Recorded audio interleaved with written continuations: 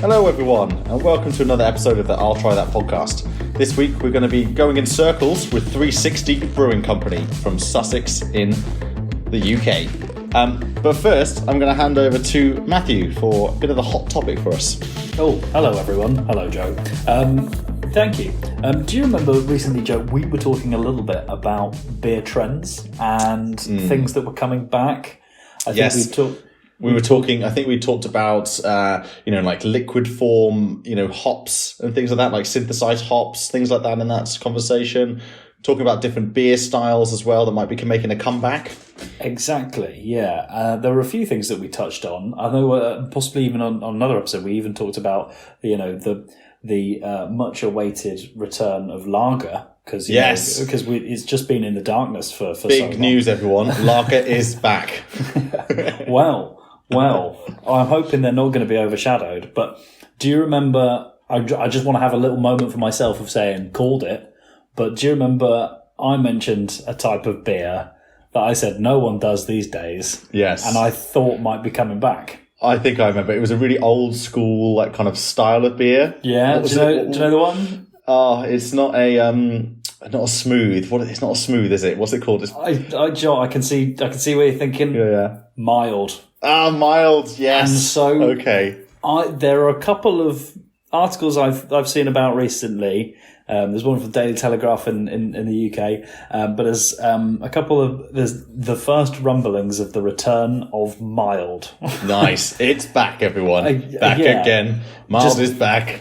That's for you all to look forward to. And I kind of felt that we almost needed to say, for me, I mean, I can't even really remember having had mild. Well, let me say it for the rest of us. Well done, Matthew, on calling it. You nailed it, mate. You got it. Your future predictions in the beer world are spot on. I can't wait to get the plaque and the certificate, but we don't need to deal with that just It's now. in the post.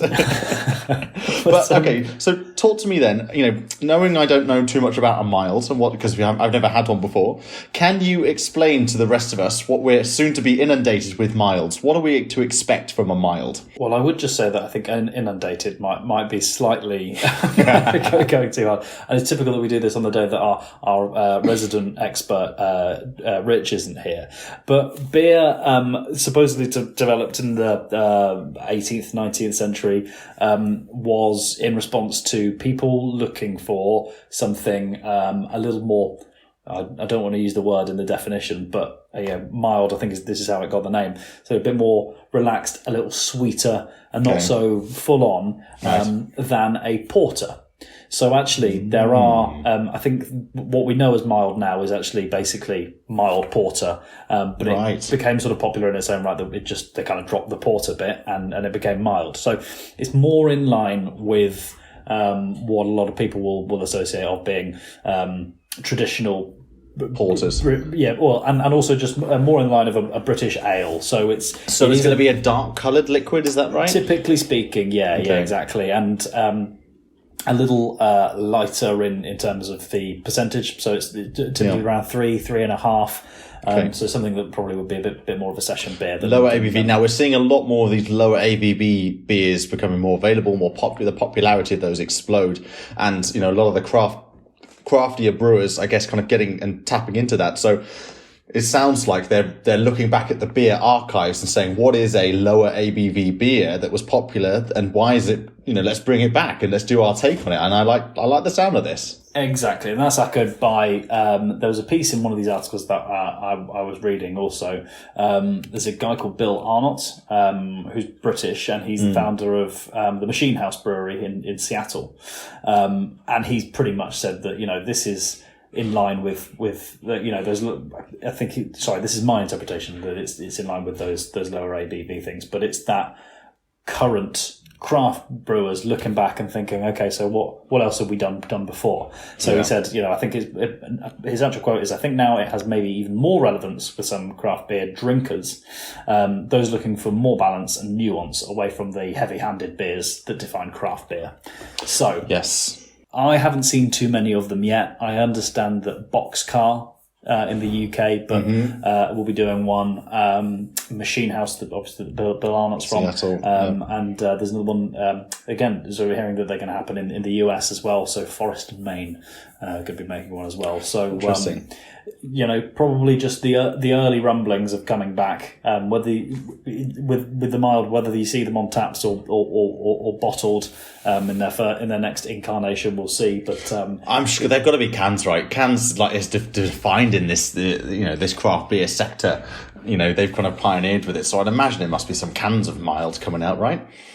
What's the word? Remains to be seen. I'd have thought so, but I know if they want to draw on a little bit of that heritage, I thought maybe that might mean a bottle. But you're absolutely right what you say. Well, I think it's what I think was kind of defined as the craft brew industry, and what the craft brewers are doing is they're exactly as they're doing. They're looking back at something that has been a timeless kind of classic beer, maybe gone a bit out of fashion, but they're putting their own take, their own spin on it. So that's, I guess, where my thinking. I would be surprised if we weren't to see some canned milds and a craft brew, versions in the future. Maybe still with that kind of ABV, maybe still trying to taking that kind of traditional brew method, but putting a spin on it. I imagine maybe we're going to get like some fizzier versions. Basically, they probably won't be flat beers in most places. No, indeed, but so just in terms of the flavour profile, so it's also nice. Sorry, the other phrase that the name that often it goes by is dark mild. So it'll be some of those adjectives that we've used before about some of the sort of more real ale type things. So pokey. I'm sure there's going to be quite a few pokey ones, but those kind of like sweeter and nuttier. What did we talk? We talked about fruitcake and saurine, didn't we? With a beer not too long ago. So like the London Prides of the world, Exactly. Yeah. Dried fruits, a bit of caramel, toffee sort of. Toffees, yes, absolutely. Yeah, and that's possibly what we might be experiencing on our palates in the not too distant future. Well, given I've never had a mild before, I'm definitely intrigued to try one out, and it's good to hear that they're coming out. I think we just. We'll pick one, but I think we pretty much just announced our dark mild episode for the future, didn't we? So that's it, and we'll name it as Barber told you so. Yes. Oh, that's made me happier than I care to admit. No, gosh, I've just admitted it, haven't I? Fab. Well, so this week we're putting the spotlight on 360 Brewing Company in East Sussex, here in the UK. They're actually located right on the Greenwich Meridian in East Sussex, which is where they get the name 360 from. Which is a little factoid to start us off from the start there. Going to take it global. That's it. And they're saying their whole premise about 368 because of the location, about the longitude and the match. It's quite a kind of clever play, I suppose, on their location. But they said how that applies to their beer is really they're looking about trying to provide a 360, kind of, their aim is to bring a 360 view of the best craft beers to the people, where they can. So maybe there'll be, a mild will be coming down their pipeline very soon, because it's a new area, it's a new trend, and they're trying to provide to the people. So, yeah, I think that was quite interesting. I mean, if I'm quite honest, when I first heard the name 360, when I moved to this area, I thought, it must be all about, carbon neutral. It must be a sustainability proposition. They're trying to really think about giving back to the earth. Everything they're doing is about, not being carbon negative, all this kind of stuff. But no, it's all to do with, how they're going to give this kind of 360 approach of brewing and different types of beers to the people, to the communities. I thought it was going to be like Tony Hawk's Pro Skater beer, but I heard 360. So it doesn't say that, but it could very well be. I would like that. That would be cool. Put me in my place. That could be a line that though, with different tricks being different names. Sorry, I digress. It could be the skater beer. You could have that. You have a whole generation very interested in that setup. Yeah, but so what are you drinking of theirs, Joe? I for one am on the Hazy Table beer. I've got the Hazy Table. I've just popped that open. I've also got their Green Monster New England IPA. Oh, nice. Because I splurged a little bit. I think I've got the Hazy Table. I've got the Green Monster as well. I've also got just consulting here. I've got Checkmate. Yes, Their dry hopped lager. I'm not doing all of these at the same time because I'm not sophisticated enough to be able to distinguish between the two. The 3 or 4 of them that I've got to actually tell you how good they are. But I'm sorry, no, I haven't got Green Monster. I've got the Dare to Dream. Got a pokey, as we said before, Mountain IPA, but they've got a lot of options. That Dare to Dream is a 7.4%. Woof. Yeah. I think that's one to enjoy in moderation, but they've got so many choices, basically. Give us a rundown, Barbs. What are you seeing as their brews? All right, in at 1. Bear with me here. Shall I just fire through as quickly as I can? Yes, please. That gives a good overview. Yeah. Cherry Sour. What is it? 4.2%. It's a sour.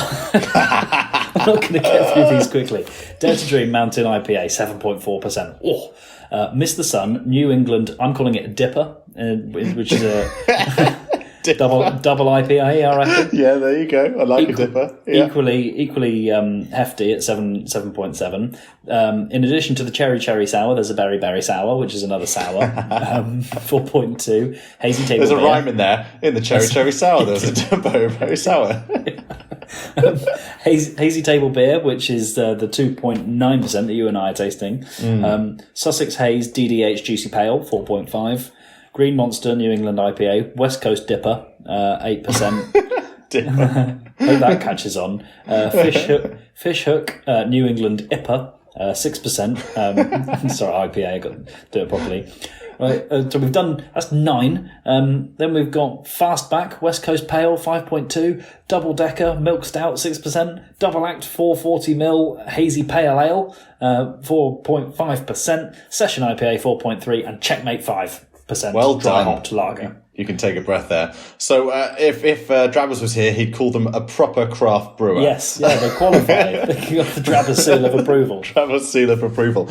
They hit the market. Yeah, so, I mean, wow. I mean, that is a long and exhaustive list there of different types of beers and, some all the I would say the top 5 styles that you'd want to see: NEIPAs, dippers, NEIPAs, all this stuff coming out there. Flippers and dippers, yeah. Rippers and dippers and sours, all coming to blows there.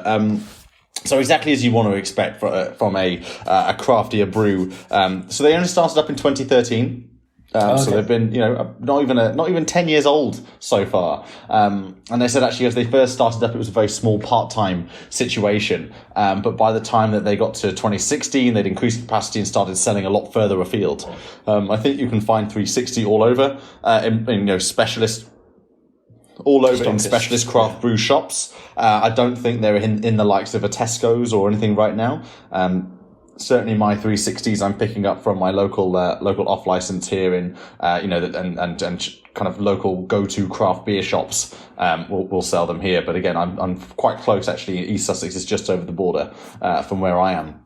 So they're definitely covering around this area. So yeah, it's a brew house that's quite well known here. I mean, I know on my local beer cafe has just recently done a 5-day 360 brewing showcase where they had the guys who came in. They had brewmasters from 360 came in. Did special serves, different pours, talked about the beers. A whole 5-day situation. So it was really a lot of buzz in this area. I think for 360 and the beers that they have to offer. The word for that engagement. That's engagement, isn't it? That's it. And I think we definitely class as like part of the home. Is the home counties? No, not the home counties, but the home area around the brewery. Home counties, yeah. Yeah, like you're like kind of your zone. You want to own your area, don't you? You see it sometimes when you go to you go to some countries where, their local like national beer like takes over every single space. So it's like, this is our area. Don't even think about trying to put your beer here. This is us. We don't take kindly to beers around here.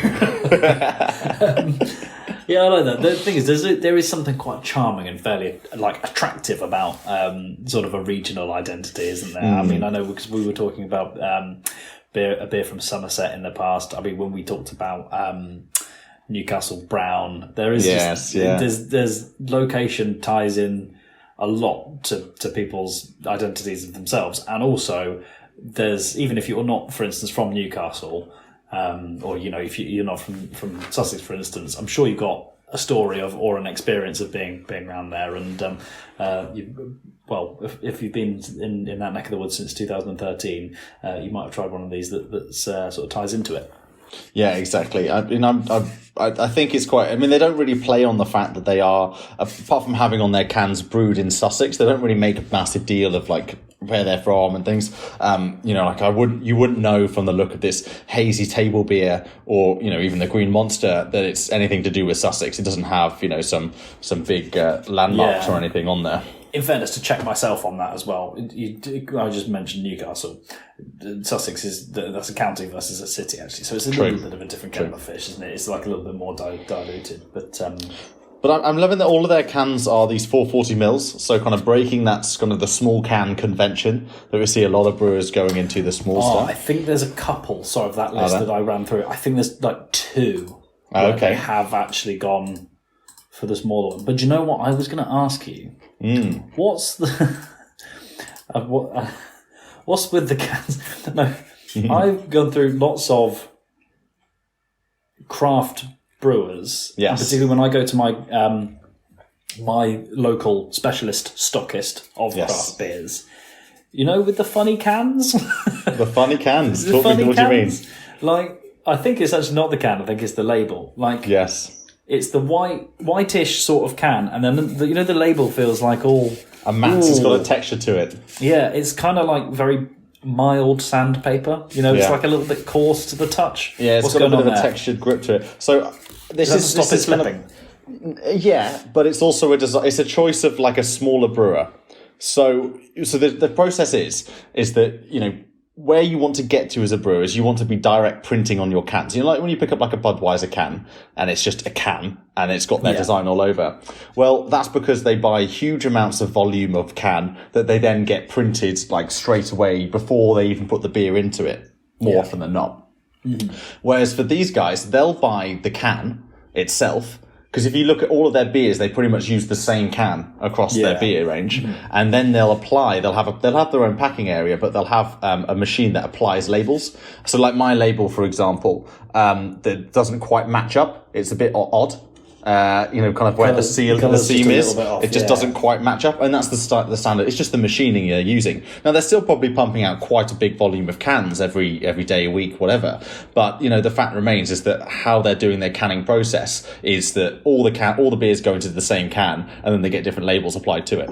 With you, okay. So you see this usually from it's a scale thing more often than not, because you don't have the same kind of buying power, and also with a company like this who are doing lots of different types of brews. They probably aren't investing in the machinery yet to have so many kind of high. It's easier to design and cheaper to design a label that then gets applied to a can than it is to direct print onto a can. With you. So actually, the homogeneous can producer is probably bloody delighted with all these. Sorry, to check myself also one more time. I want to finish that thought, but apologies for everyone. I felt I was fondling the can very close to my microphone just then. So that bit when I was describing the funny, coarse feeling label that goes on the can, there might have been a lot of that if you can hear it going on. So sorry about that, everyone. But that the homogeneous can producer must be absolutely delighted with the increasing numbers of breweries, because they're all going, well, we're all making our own cans and putting, Budweiser style cans on. Sorry, Budweiser, pick on you guys. So he's going, well, we were only selling a few of our homogeneous cans to the 2 or 3 craft breweries that existed. Now, thousands. Their business is doing really well. There's a real reason why the likes of Ball and Crown, these are the big boys when it comes to aluminium and can producing and can printing manufacturers. There's a reason why they've gone, like their profits have gone through the roof, over the last 10 years. Ball and Crown are wonderful names as well. And that sounds like the name of a really good pub, doesn't it? The Ball and Crown.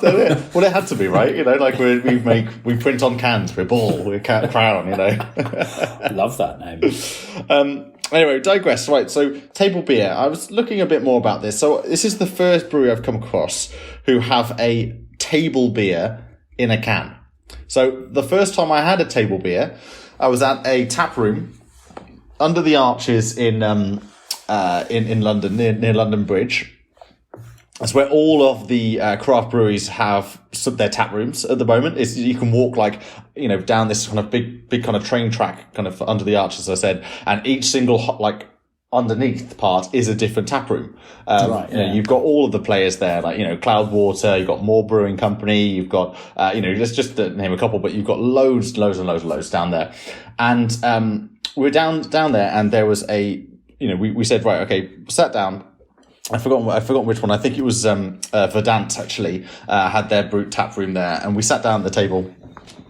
And, the guy came over, said, hey, what do you guys fancy? We've got obviously DDH, IPAs, blah, blah, blah, listed off dippers, 20 nippers, dippers, all of them, big dippers. And we said, we're looking for something, I think, we're just kind of starting off, so maybe something with a little bit lower ABV. And he said, I've got just the thing. And he came back out with a literal jug of beer in this old timey, metal kind of jug. I'd only ever seen water in before, put it down on the table and just put his glasses down.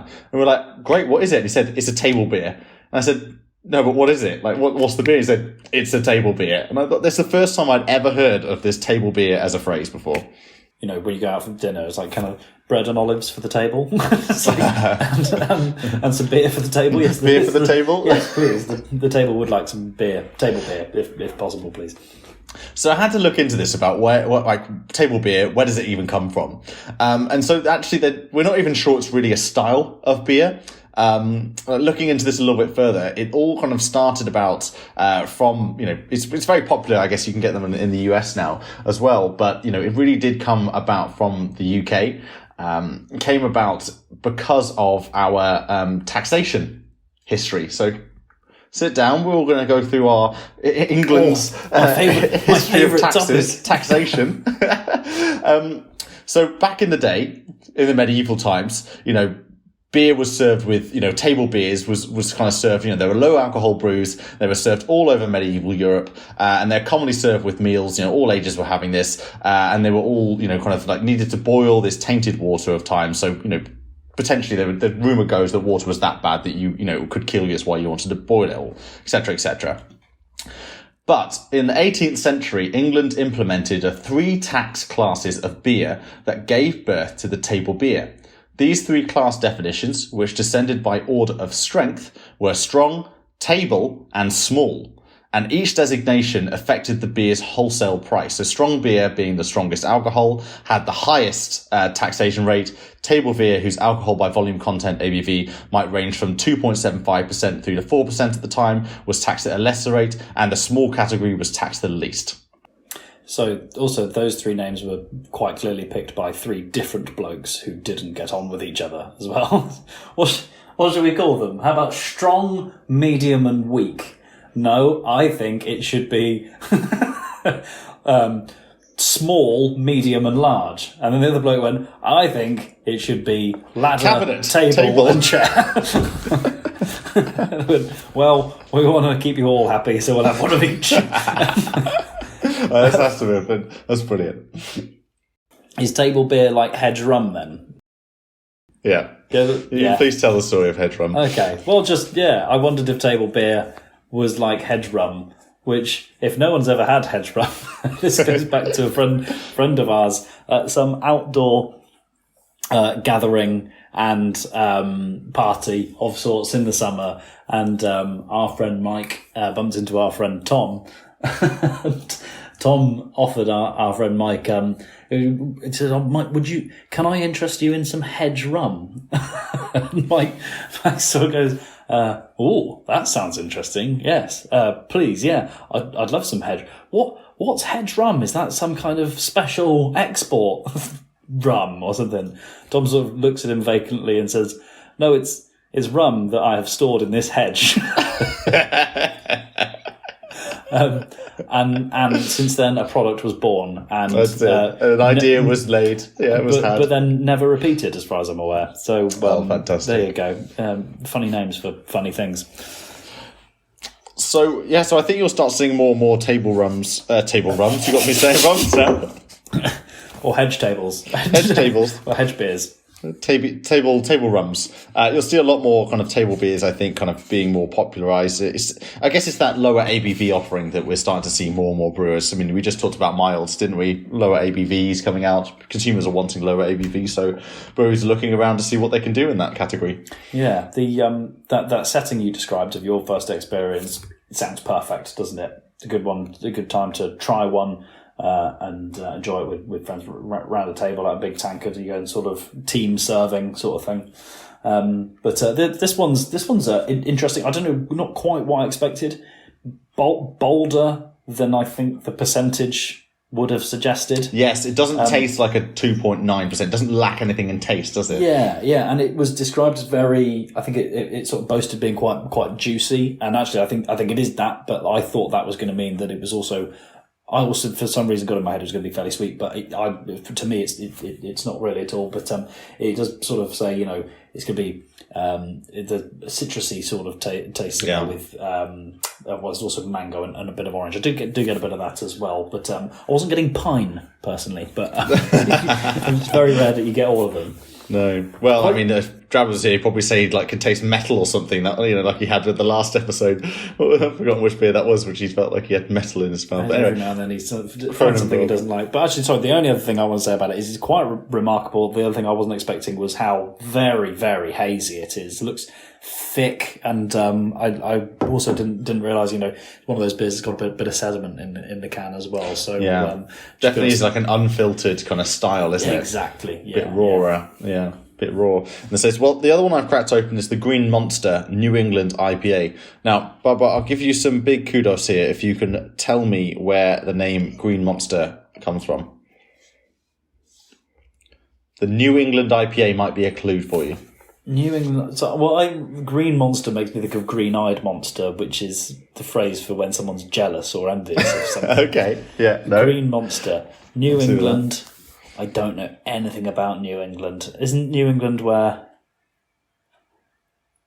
No, do you know what I was thinking? That's where I think it's where Stephen King's from, but actually that's Maine. Maybe shall I narrow it down a little bit more for you? Give you another clue. Give a bit more of a clue. It's to do with sports. Patriots. Oh, close.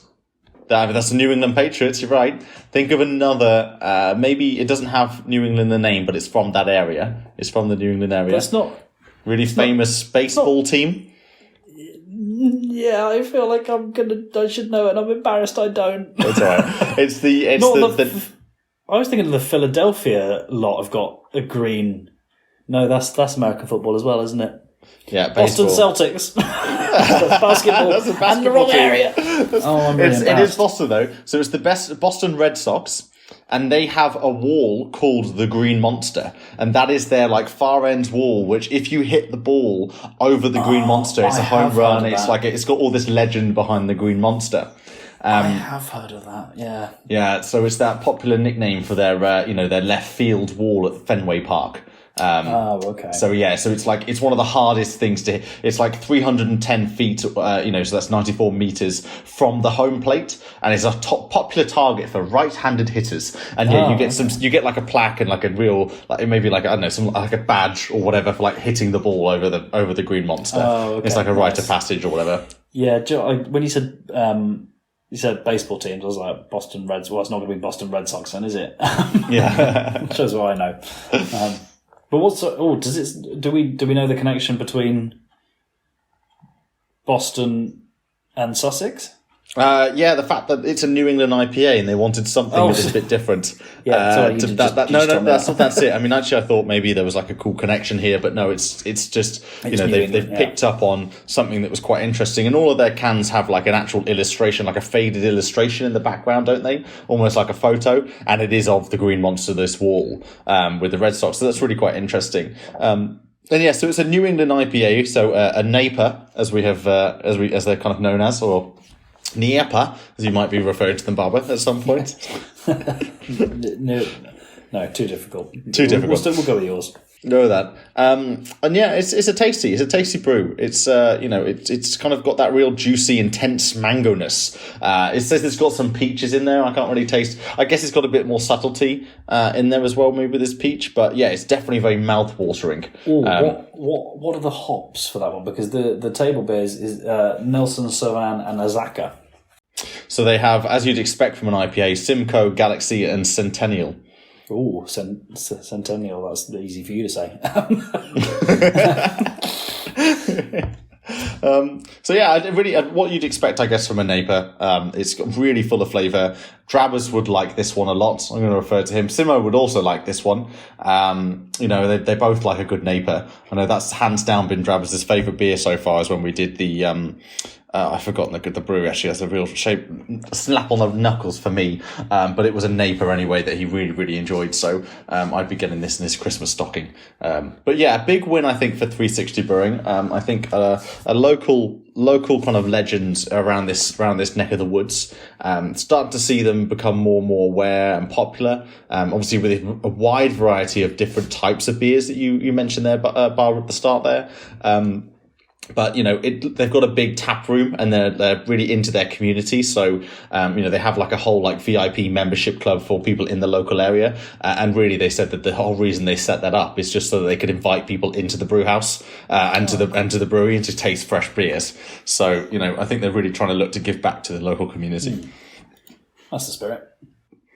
So Instagram, they have 2,000 followers. And on Twitter, they have, 2,600 followers.